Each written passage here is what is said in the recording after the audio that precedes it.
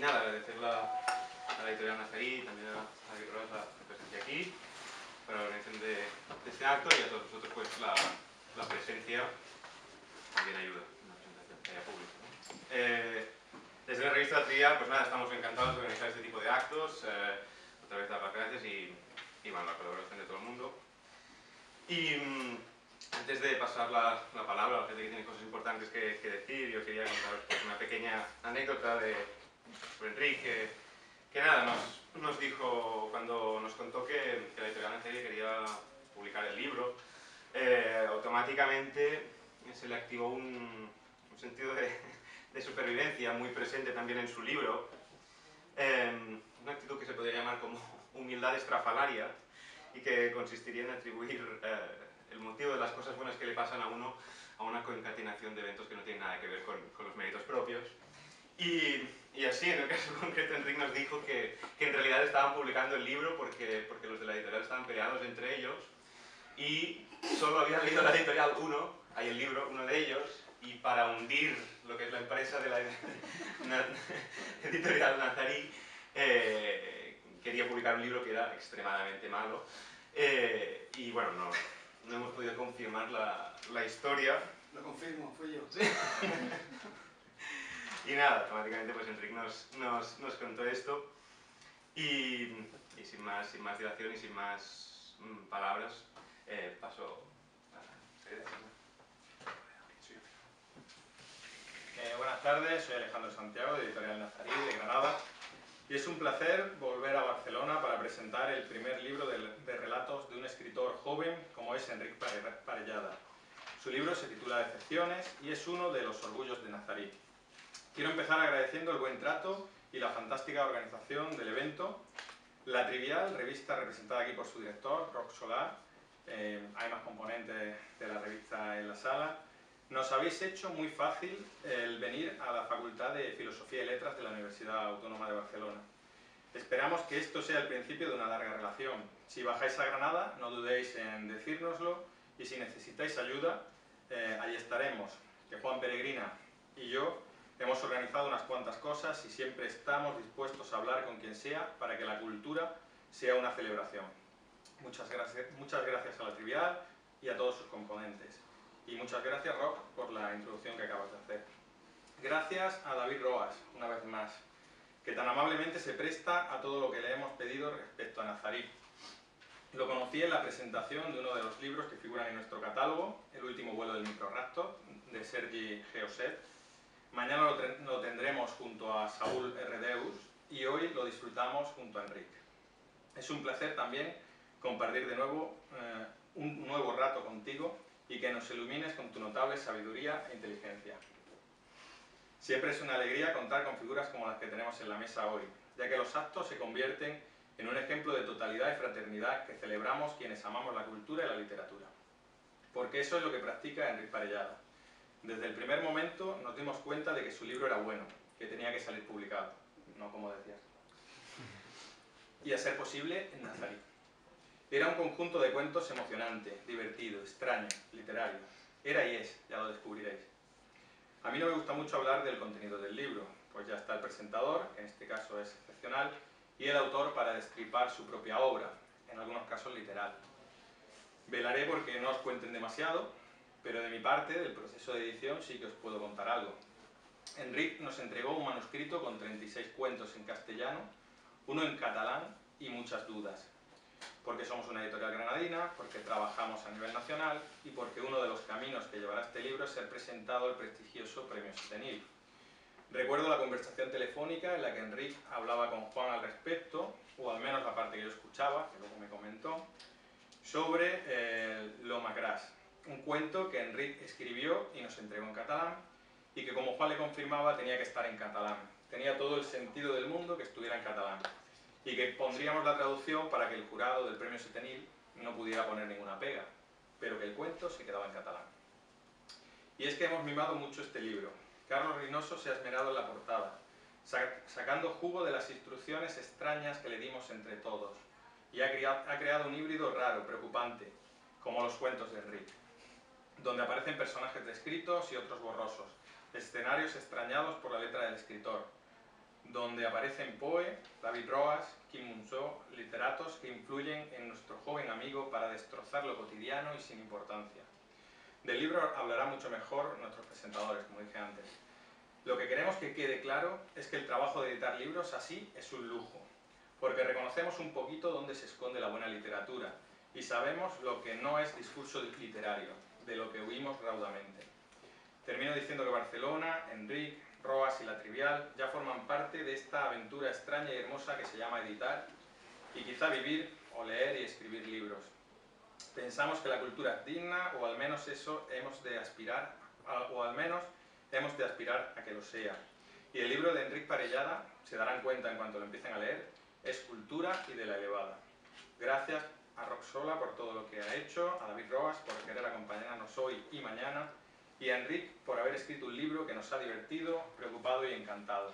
Muchísimas gracias a todos y todas por venir. Sin ustedes nuestra labor no tendría sentido. Lean y sean felices. Muchas gracias.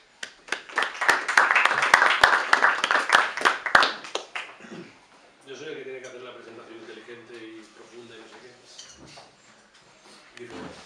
Bueno, yo lo que he hecho es una lista, he hecho los deberes. De hecho, Enrique me ha apuntado cosas que quiero comentar, sobre todo porque me di cuenta con el libro, cuando llegó a mis manos, no el libro, sino la propuesta de presentar el libro, que se juntaban un montón de azares y casualidades totalmente delirantes, que yo creo que ayudan a un libro como este, que es un libro delirante, lleno también de azares y casualidades, y que las voy a comentar porque me parecen curiosísimas, que además yo creo que han generado todavía más casualidades y delirios, porque mañana esta fiesta con Nazarí sigue, porque presentamos otro libro en Barcelona.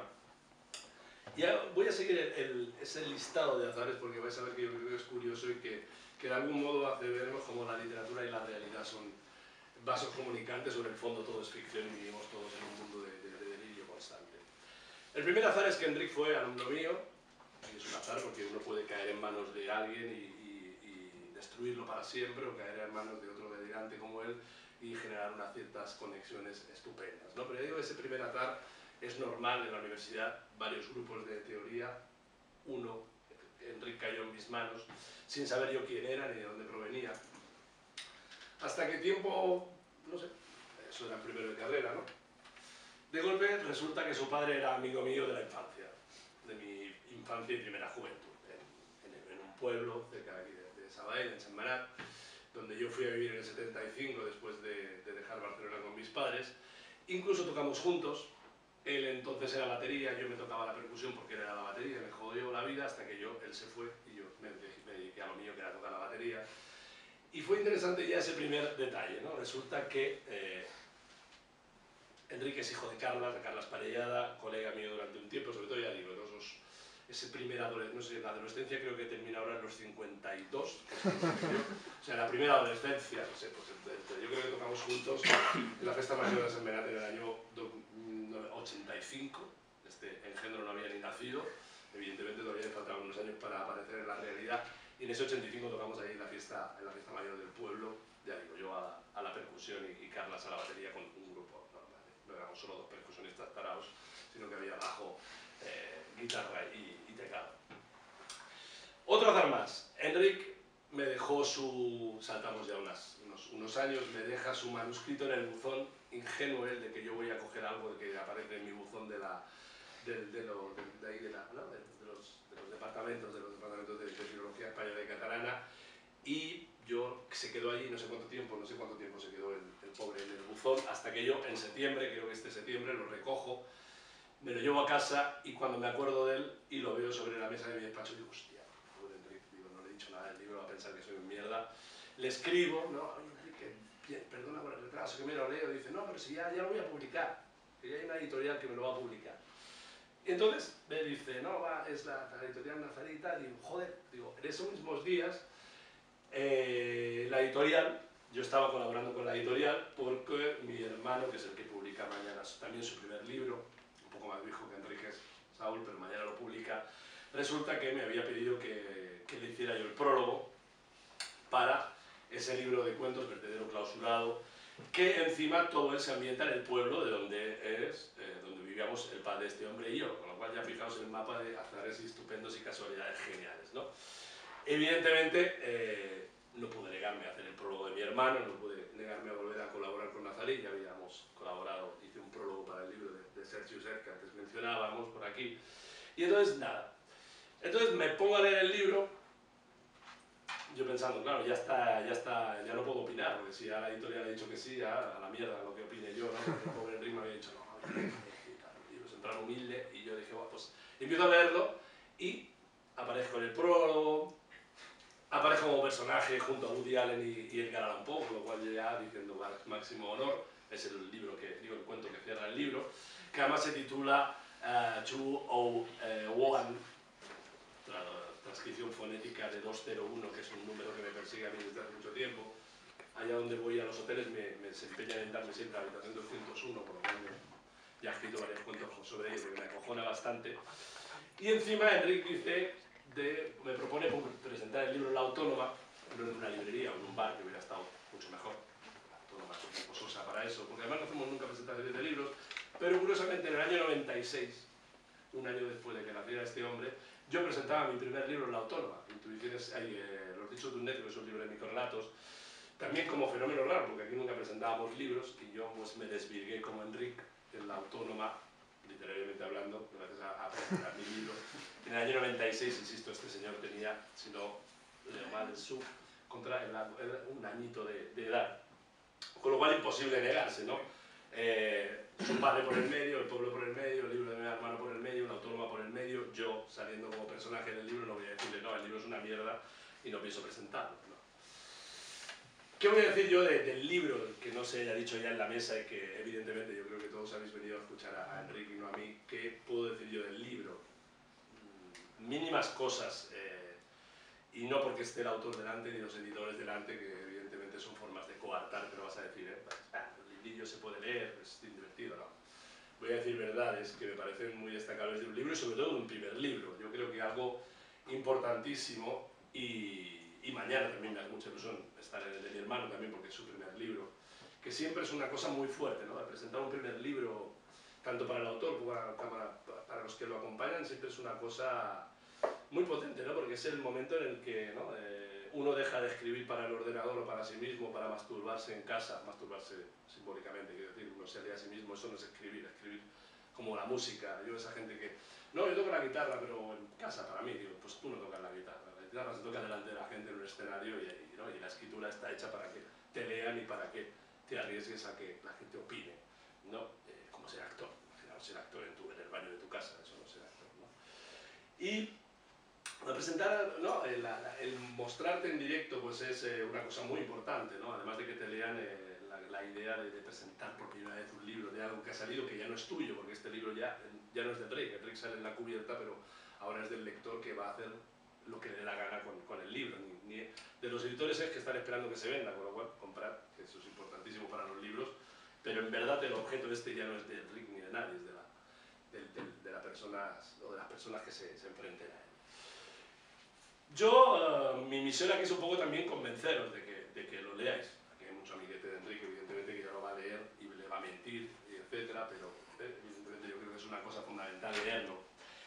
Y yo creo que el primer error del libro es titularse Decepciones, porque no te produce ninguna decepción, todo lo contrario. Evidentemente, yo creo que hay que después nos hable Enrique un poco de eso, del título, que hay un mínimo apunte, ¿no? En el prologuito acerca de por qué titularlo Decepción. Yo también soy muy woody-alleniano para eso, pienso que la vida es una decepción tras otra, ¿no? Como decía Homer Simpson, ¿no? La vida es una decepción tras otra hasta que te entran ganas de matar a Flanders. Yo creo que es un resumen de la poética postmoderna.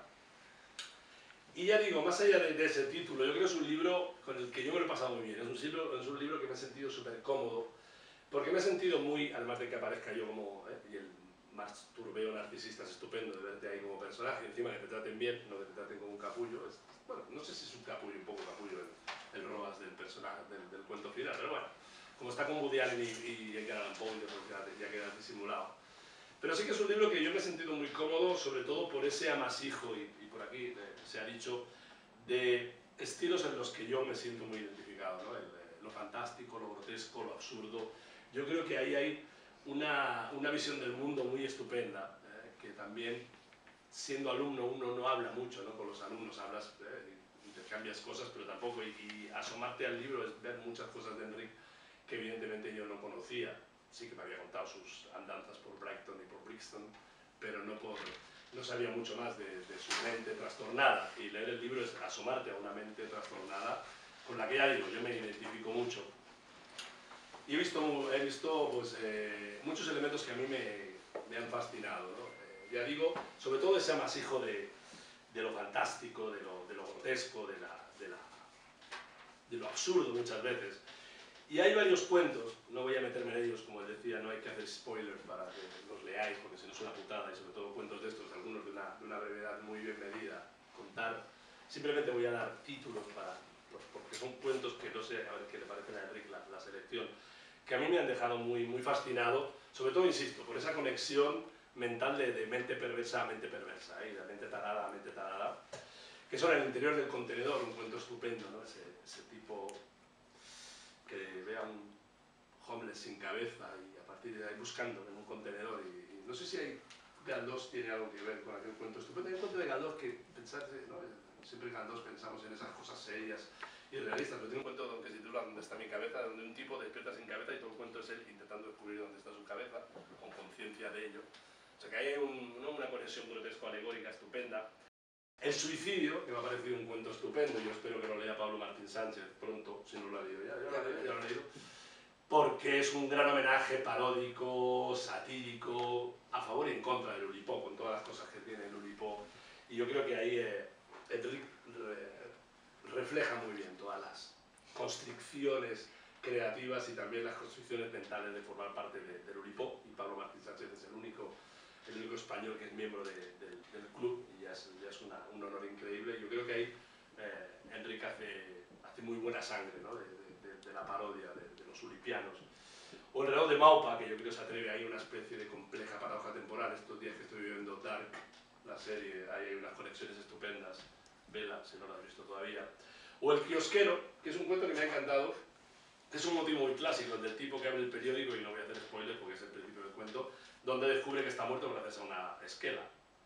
Pero eso, que se han hecho muchas variantes de ese cuento, yo creo que Enric le da un sabor nuevo, con un final muy inesperado y sobre todo con un toque irónico estupendo que lo aleja mucho de lo que uno esperaría, ¿no? Ya digo, un cuento que desde principios del 20 se ha ido jugando, ¿no? Con ese tópico del tipo que abre el periódico y ve que se anuncia su propia muerte. Esa sería en la primera parte del libro, dominaría ese tono. Estos cuentos que os he mencionado son cuentos de la primera parte del libro, tono sobre todo grotesco, absurdo, con algunas pinceladas importantes de fantástico, y yo creo que ese cuento del reloj de Maupa que podría ser un cuento de ciencia ficción, porque es un cuento que un reloj que permite moverse hacia atrás en el tiempo, con una paradoja temporal que no explico estupenda. La segunda parte del libro es una parte más realista, entre comillas, y si no que Enric me corrija. Una parte que sin conocerlo a él, pues se puede leer perfectamente, pero conociéndolo y sabiendo ciertas cosas de su vida, pues le da otro tono, y porque son cuentos cuyo denominador común es que están ambientados en Inglaterra, sobre todo en dos espacios muy determinados, que son Brighton y Brixton, el barrio, donde ahí está buena parte, yo creo, de la cosecha real de su vida, puesto que él se autoexilió, como se llame, a Inglaterra, para buscar trabajo y trabajar ahí de ayudante de cocina y estas cosas, o no, lo que sea. Pero sí que ahí es una parte que, comparada con la anterior, es curiosa, ¿no? Es como mucho más realista, mucho más social, a veces mucho más humana. Y no digo que la primera y la tercera no sean humanas, pero sí que a veces la distancia grotesco, absurda, pues se ve menos, aunque hay dos o tres cuentos estupendos, donde se ve perfectamente. Yo soy muy fan, y antes se lo comentaba a los dos editores, de Dos fontaneros, que me parece un cuento alucinante, de Cacharre Vivo, con la paranoia del pobre pringadillo que trabaja en un restaurante y su paranoia, y tampoco voy a revelar más, de ese posible ataque por parte de dos supuestos fontaneros que han entrado en el restaurante y que generan una ola de miedo creciente brutal, y que Enric lo resuelve muy bien. Yo creo que es un cuento con un tempo muy medido para ir cada vez agobiándote más por culpa de los agobios reales o no del pobre tipo que está agobiado a su vez por esos dos fontaneros o supuestos fontaneros, ¿no? O Hannah, ese cuento de la profesora sangrante, no sé cómo llamarle, donde hay yo creo que es un cuento que se le va de las manos, en el buen sentido del término, porque se va hacia unos extremos de delirio absoluto, delirio alucinógeno con la pobre profesora. Pero a la vez hay cuentos muy serios, muy serios. Yo creo que son cuentos donde yo creo que incluso le sale una fibra un poco social, un poco, ¿no?, de transmitir lo que es la vida ahí fuera de casa, en otro ámbito, en ese hostal, que es una especie de la ONU, de reunión de gente de diversas procedencias, de diversos lugares, ¿no? Iba a decir uno, pero no puedo decirlo porque si no revelo al final, con lo cual me callo. Pero son cuentos muy sobre la vida cotidiana, que en el fondo son metáforas de la vida en general. Hay dos textos muy estupendos, Enric Leanda, Francesc Xavier y Peter, que yo creo son sobre el aprender a vivir, sobre el propio hecho, ¿no?, o del aprender a querer vivir, ¿no?, de la fascinación por la vida y la celebración del vivir, dentro de cuentos con toques bastante, no deprimentes, pero sí a veces bastante sentimentales en el buen sentido del término. La tercer grupito de cuentos, que él le llama tercera parte, vuelve a recuperar la visión más loca y desmarada de la primera parte, y son, insisto, los que yo, modestamente, si me dejan decirlo, los que más me gustan. La segunda parte me ha gustado, me lo he pasado bien, pero sobre todo en la primera y en la tercera es donde yo más me he visto reconocido, ¿no? Son cuentos donde vuelve, y yo creo que intensifica más lo fantástico respecto a la primera parte, y ahí hay mucho juego con lo grotesco, con lo absurdo. Ahí hay dos textos estupendos, El bebé, la nariz, el juego, un cuento genial, por la literalización de la metáfora, ¿no?, de te voy a robar la nariz y lo que eso supone para el pobre tipo que está jugando con el niño, y yo que tengo un monstruo de 5 años en casa, pues me reflejo perfectamente. O en Más allá de lo lindo, que es un cuento totalmente desquiciado, muy kafkiano, muy monsoniano. Ahí también yo creo que hay un mínimo apunte en el que me veo reconocido, pero son dos cuentos muy divertidos, junto a ese 201, que, insisto, es una especie de farsa teatral en la que estamos Woody Allen, Edgar Allan Poe y yo, en un trío absolutamente bebiendo, ¿verdad? Que al final, no voy a revelar nada, pero este pobre hombre se maltrata a sí mismo, que podría haberse, ¿no?, introducido mejor en la fiesta. Yo le hubiera dejado en la fiesta, pero bueno, se quiere también exiliar de la fiesta y dejarnos a los tres tumbados ahí, pues. Pero es un cuento que está muy bien puesto al final, porque de algún modo resume parte del delirio del libro, perdón. Y después hay una cosa que me jode reconocerlo, porque me jode desde el buen sentido del término joder, y es que este hombre empieza muy bien los cuentos y me causa profunda envidia, ¿no? Le voy a robar alguna frase de estos principios de cuentos, porque me parece magistral en muchos momentos, de verdad, y no es un elogio así porque estemos aquí en directo, en familia y tal, sino fijaos qué maravilla. Voy a leer algunas líneas, algunas primeras líneas, ¿no? Porque yo, que soy un pesado con el cuento en mis clases y estas cosas, siempre insisto lo mismo, ¿no? El principio y el final de un cuento son posiciones estratégicas fundamentales. Toda la parte interior uno puede trabajar con ella y hacer estructuras de formas muy diversas, pero un buen principio y un buen final son de aquellas cosas que uno recuerda cuando yo ha leído el cuento. A veces incluso se puede olvidar de cuestiones vinculadas a los personajes, ¿no? Pero fijaos qué maravilla, en el interior de un contenedor. Cuando vi que aquel cuerpo sin cabeza se alejaba andando del contenedor de la basura, supe que algo extraño acababa de pasar. Maravilloso, yo quiero seguir leyendo. O sea, es modelo de mucho mal escritor y mala escritora debería asomarse a estos principios para darse cuenta de lo que es captar la atención del lector y de atraerle, ¿no? Fijaos en Querida princesa, voy a ir buscando las páginas. Me acaban de dar el libro ahora, por lo cual no sé de dónde está el índice. Fijaos en la página 45, Querida princesa, dice: matar indigentes me pone. Puta madre, o sea, yo quiero seguir leyendo. El recuerdo de un caminante, que lo digo de verdad con puta envidia, ¿eh? Alfonso Doña Beitia era un hombre a quien no se le veían los pies, pero eso no le hacía sentirse insignificante. Maravilloso, maravilloso. Omar. Yo, como tengo la palabra, voy a seguir soltando rollo aquí hasta que os canséis. 83, Omar. El objeto de este relato es una maleta, pero no es importante lo que el interior contiene. Y vas a estar todo el puto rato preguntándote qué mierda contiene la maleta. O sea, esto es muy interesante el juego. O el del niño, ¿no? El del bebé, la nariz y el juego, que me parece estupendo. Ya digo, este es de mis cuentos cuentos preferidos. Léelo todo. ¿Todo el cuento? Va. Si quieres. Yo sí. Está la puerta cerrada con llave, ¿no? Son 2 páginas. ¿Quieres que lo lea entero? Sí, sí. Esto no estaba en el precio. No. Después te lo doy. El bebé en la nariz, el juego. Todo empezó cuando después de robarle su nariz, al devolvérsela, el bebé la rechazó. Sí, venga, que me deja abrir. Yo tan solo quería jugar con él. Hasta hoy los juegos jamás habían sido la realidad. Todo el mundo conoce el juego de robarle la nariz a un bebé. Agarras la nariz al niño y le haces creer que se la ha quitado. Entonces el niño ríe, porque sabe que en realidad su nariz permanece intacta, aunque el juego consista en creer que no. Mira, ahora voy y te robo la nariz, ¿ves? Te la he robado. ¿Qué te decía? No, por favor. Entre risas, diría un niño. Devuélvemela. Sin mi nariz no podré oler, ni respirar, ni rascarme la nariz cuando me pique, ni tampoco podré dar besos de esquimal. Devuélvemela. Sí, esto es lo que diría un niño. Pero yo se la he robado a un bebé y el bebé no me reclama la nariz de vuelta. Primero le advertí de mi intención, luego procedí al arrebato y después vinieron las risas. Muy divertido enseñarle la nariz, pero cuando me cansé del juego quise devolvérsela. Fue entonces cuando algo imposible sucedió.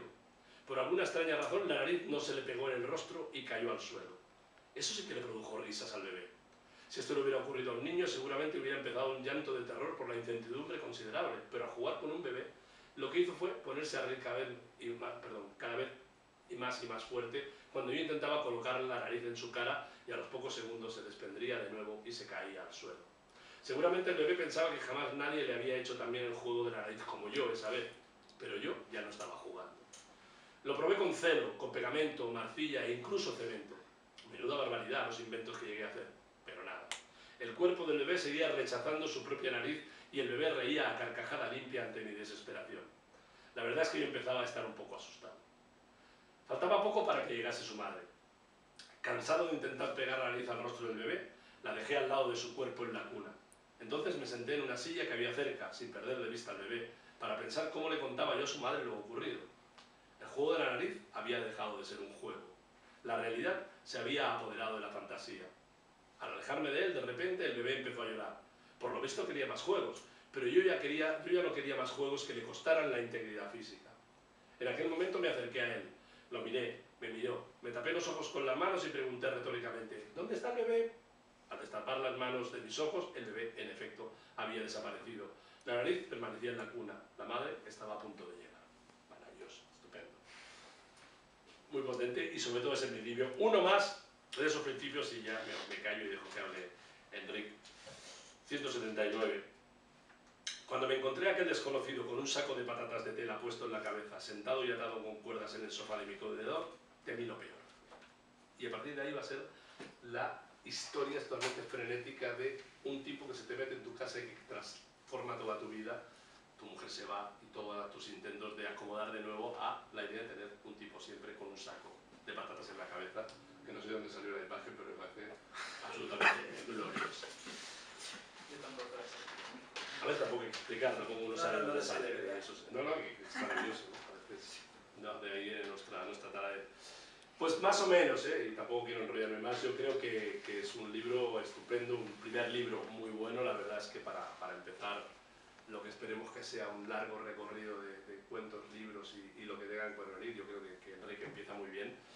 Y sobre todo es un libro muy interesante para eso, para compartir con él esta visión, que yo creo que es la mejor forma de enfrentarnos a nosotros y a la realidad, que es explorarla desde lo fantástico, desde lo grotesco, desde lo absurdo, porque somos seres fantásticos, grotescos y sobre todo absurdos, y la literatura lo único que hace es ponernos un espejo delante de la cara y mostrar que somos realmente seres imposibles de entender, y así nos va.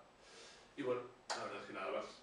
Gracias por liarme a esto, hacerme vivir esto y sobre todo y convertirme en un personaje, con lo cual el narcisismo, al menos durante una semana, ya lo he calmado.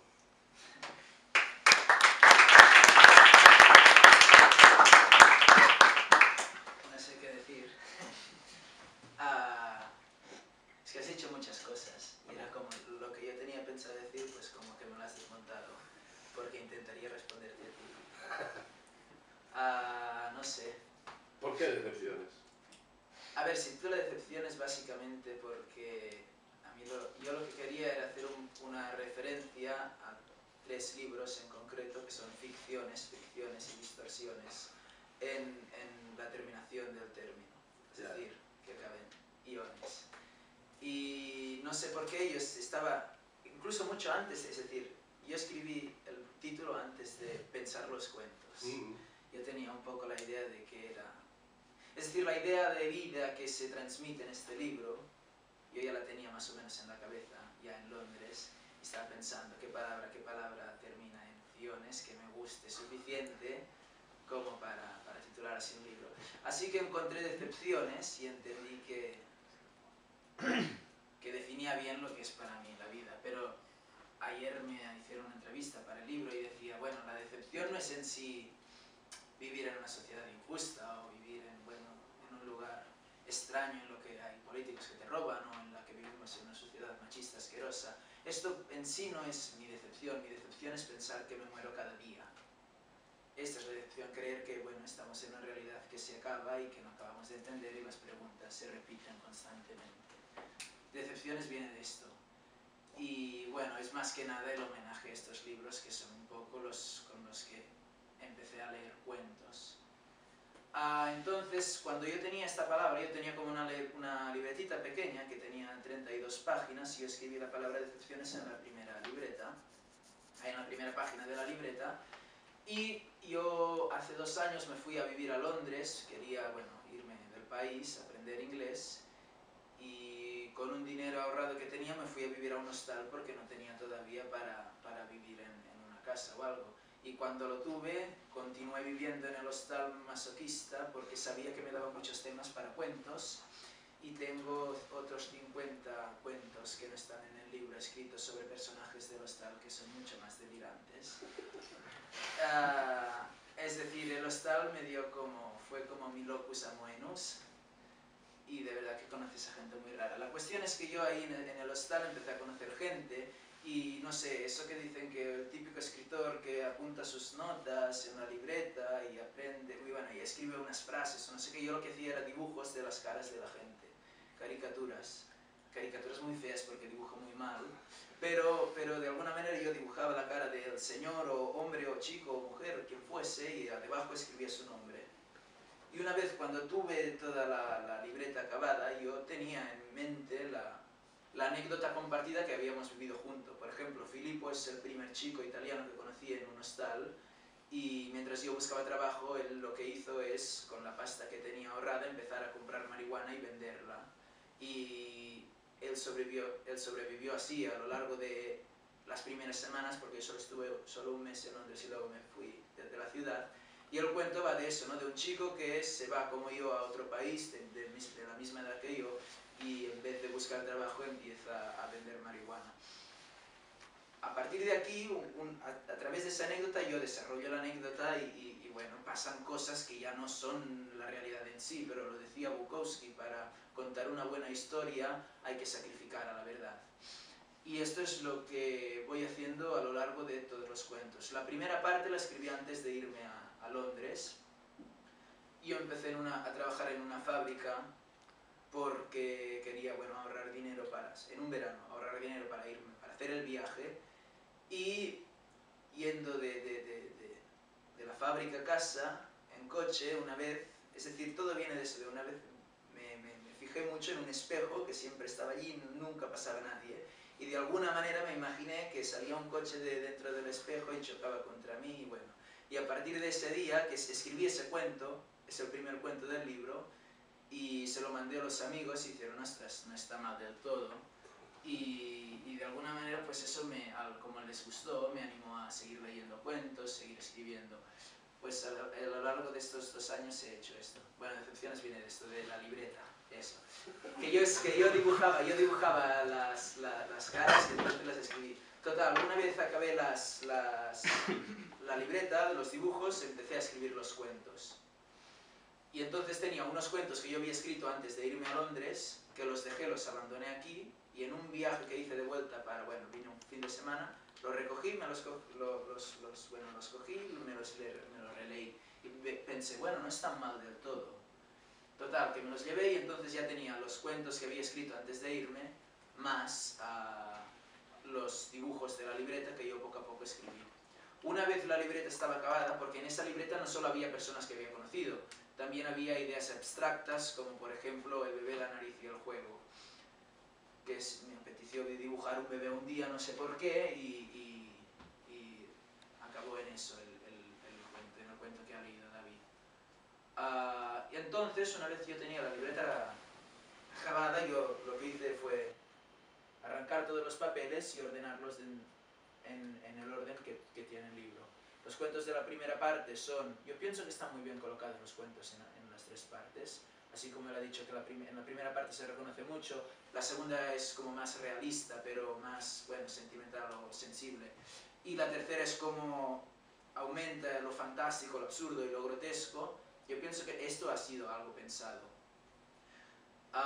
En la respuesta que me dieron los compañeros de la editorial Nazarí cuando yo les mandé el libro, me dijeron que una de las frases que de alguna manera subrayaba la retórica del libro entero era en un cuento titulado Dom, que es, bueno, Dom es un personaje real, es mi mejor amigo de Brighton, es un italiano, y bueno, en esa frase decía, bueno, no lo puede, esa frase es spoiler completamente, pero bueno, yo cuando escribí esa frase me di cuenta de que esa frase, ya con el libro en la cabeza, me di cuenta de que ese cuento era un cuento muy importante en el libro.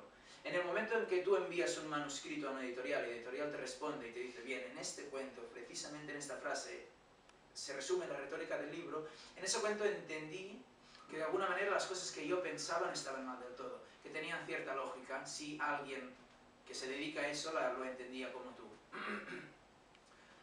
Y bueno, un poco es eso, es que no sé más que decir después de él.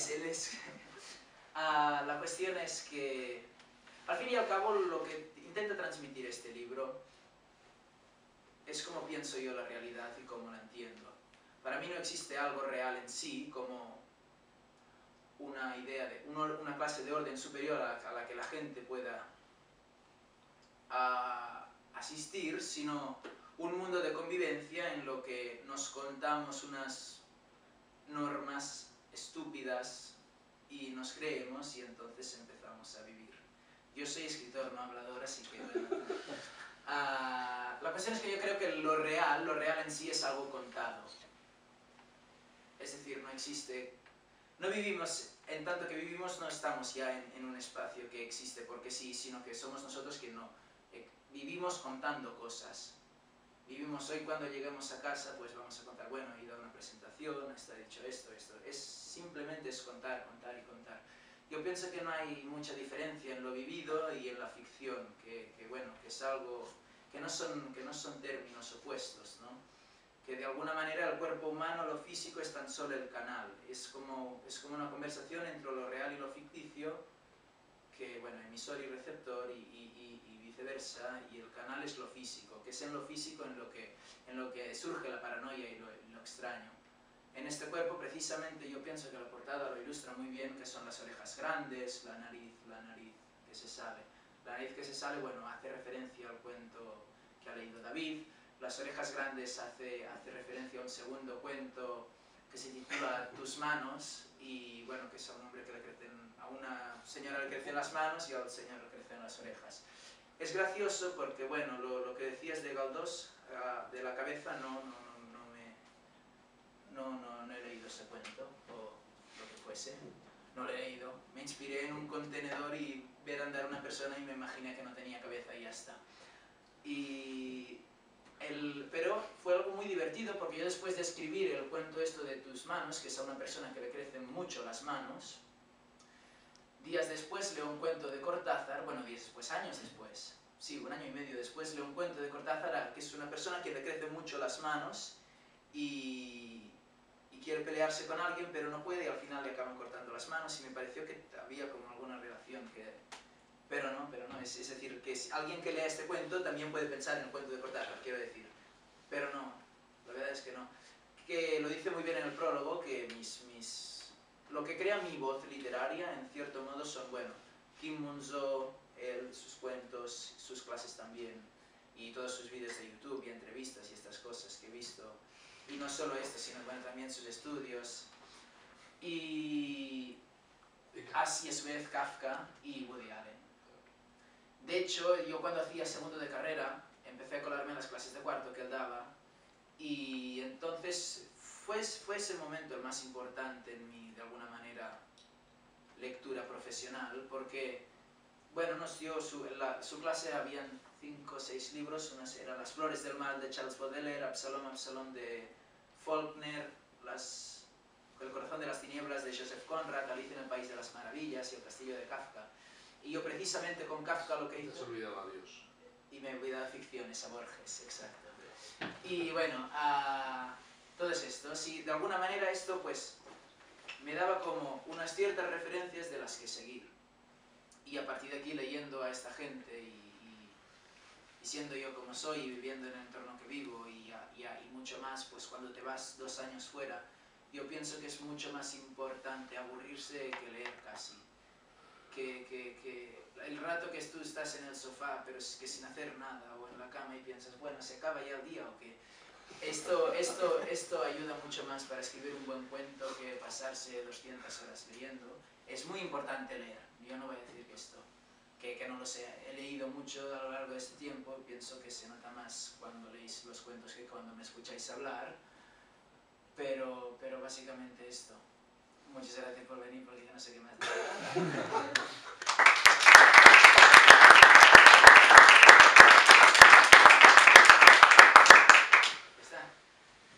Vendemos libros a 15 euros y por ser vosotros os lo dejamos a 15 también.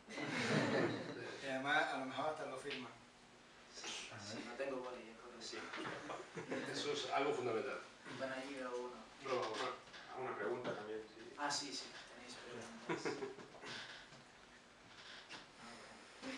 Pues eso, gracias por venir. Qué rápido tienes que escaparte. No despaches tan rápido, toma. Vale, ¿Ves? Venga, una pregunta. ¿Quién tiene la No sé. pregunta? Estoy forzando al personal para que te vaya. Bueno, tampoco se han leído el libro, Ah, yo como hermano que soy te haré una. Has dicho que tienes 50 libros más escritos. No, 50 cuentos. 50 cuentos. ¿Por qué has elegido estos 38 y no otros de los que tienes escritos? Por lo de la libreta. Por los dibujos de la libreta.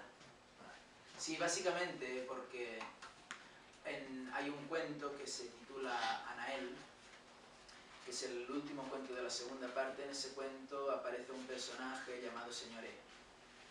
Señoré es una especie de proyecto que yo tengo en la cabeza que consiste en escribir más cuentos de este personaje, así como José María Marino ha hecho con el profesor Souto, pero es algo muy distinto, porque el profesor Souto es como una especie de Sherlock Holmes, pero es decir, que tiene una vida y sencillamente vas explicando capítulos de su vida.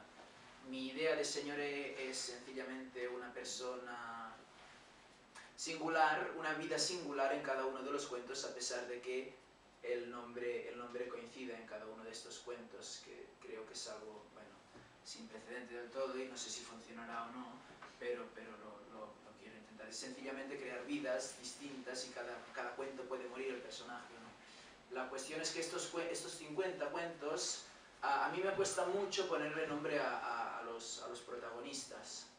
De hecho, el primer cuento se llama Amor artesanal, que es la traducción de Lovecraft, y quizás está mal traducido. El reloj de Maupa, el que es el cuento que citaba él, Maupa viene de Maupassant. También hay el cuento de las orejas y las manos que decía, el personaje se llama Eop, que es Poe del revés. Y esto pasa continuamente, ¿no? Hay cuentos incluso que yo los escribía con la idea de el señoré. Por ejemplo, en el cuento de Peter el personaje se llama Fede. Y cuando yo lo escribí ese cuento, Fede era el señoré. Pero para el libro yo no quería ya enseñar el señoré al mundo. Me lo quería guardar para mí. Pero, de alguna manera, pensé que enseñar el señoré en el cuento de Anael era el cuento más loco para presentar al señoré, porque cuando leáis ese cuento veréis que ese cuento es el personaje seguramente más extraño y más estrafalario de todos. Y un poco está en seguir esta línea, es decir, los 50 cuentos esos que tengo escritos van sobre todo sobre el señoré, y por eso no están en este libro. Y ahora que he dicho antes lo del reloj de Maupa, que me ha hecho pensar, esa paranoia del tiempo viene de la peli 3 de Harry Potter, porque, bueno, y del libro, hay un error. A mí me molesta mucho, y en Juego de Tronos también pasa en la penúltima temporada, a esos autores que intentan jugar con el tiempo, intentan crear una especie de viaje en el que se equivocan, ¿vale? El reloj de Maupa funciona a través de una persona que tiene un reloj y puede tirar atrás en el tiempo, pero no puede tirar adelante en el tiempo. De manera que en el momento en que tira atrás en el tiempo, tiene que de alguna manera ubicarse en la vida de su yo del pasado, porque sabe que en el momento que él ha tirado atrás en el tiempo, su mismo yo del pasado tirará atrás en el tiempo. Por lo tanto, deja de alguna manera esa dimensión temporal vacía y es en la que él puede bueno, robar, quedarse en esa dimensión temporal. Bien, la cuestión es, en la película número 3 de Harry Potter, no sé si la habéis visto, Hermione tiene un reloj en el que va tirando todo el rato atrás en el tiempo y puede asistir a todas las clases. Y es en el final de la película, cuando, bueno, pasa ya todo, regresa y ella ve como ella misma, esa Hermione del presente, tira atrás en el tiempo con Harry. Y entonces ella abre la puerta y con el otro Harry y se van a la cama con Ron.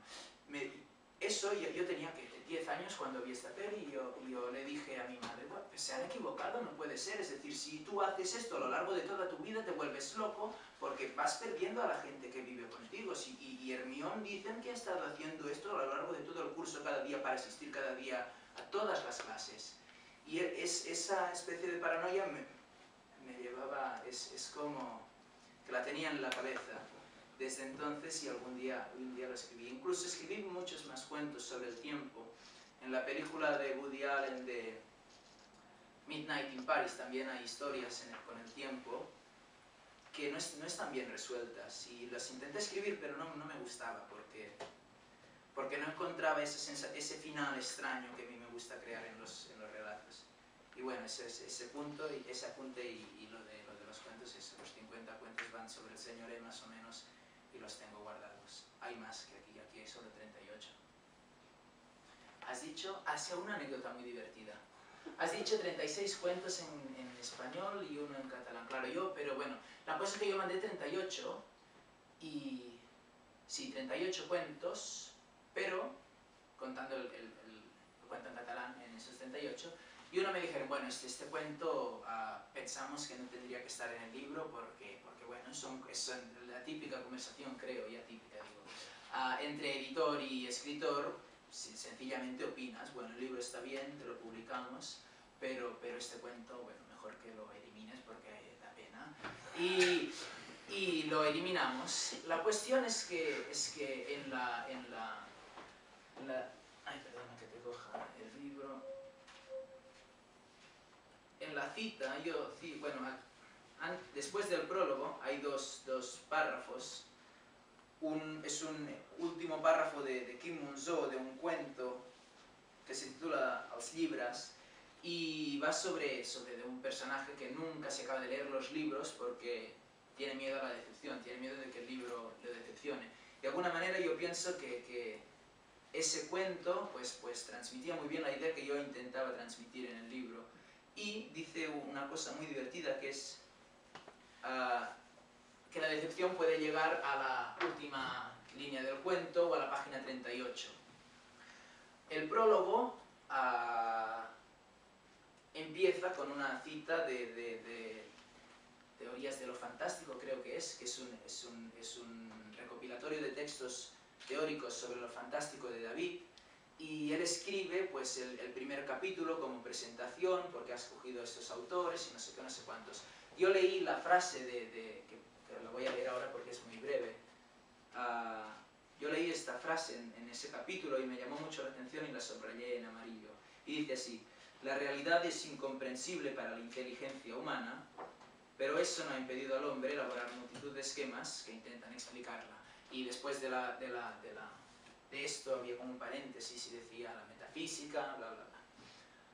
Esta frase está en la página 38 del libro de David, y es gracioso porque precisamente en la cita de Kim Mun Alonso habla que la decepción puede llegar a la página 38, ¿no? Y aparte, había 38 cuentos originalmente en el libro y me pareció como, bueno, algo esos azares extraños que pasan. Pero de todos modos, luego restamos uno y dijimos, vamos a traducir el cuento del catalán al castellano, así que siguen habiendo 38 cuentos. Y bueno, era una anécdota divertida y ya está, eso resta. Estaba mirando si tenía 200 alguna página, pero... No, 196, lástima, ¿eh? Estupendo. Pues ya está, no sé si...